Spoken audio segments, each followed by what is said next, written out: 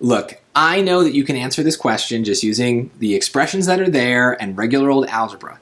But why? Why do that to yourself? We know how the SAT operates. We know that they like to trap you on questions like this where we only are using expressions.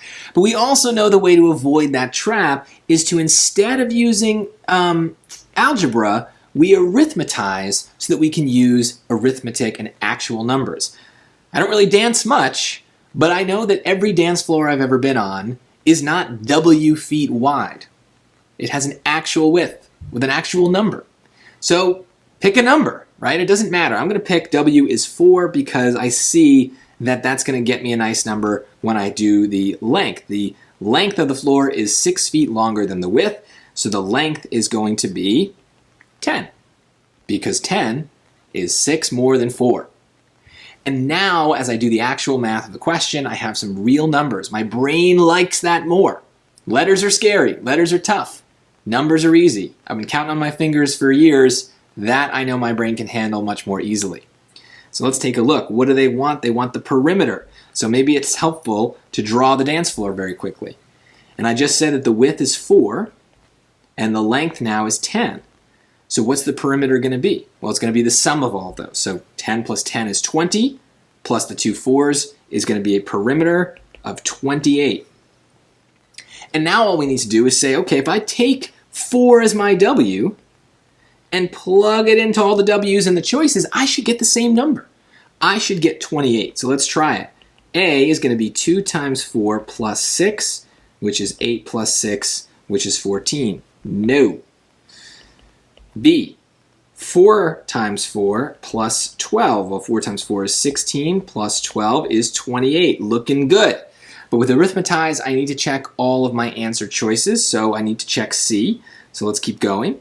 C is going to be W squared, so 4 squared plus 6.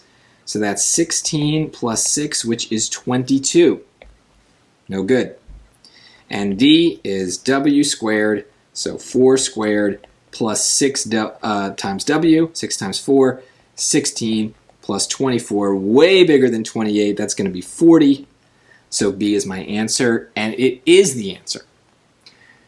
So in a way, maybe this took a little bit longer than if you had just kind of thought about it and added up the sides and gotten your perimeter using the expression. So yeah, I'll cede you that point. The arithmetize might be a little bit longer. But remember our priorities.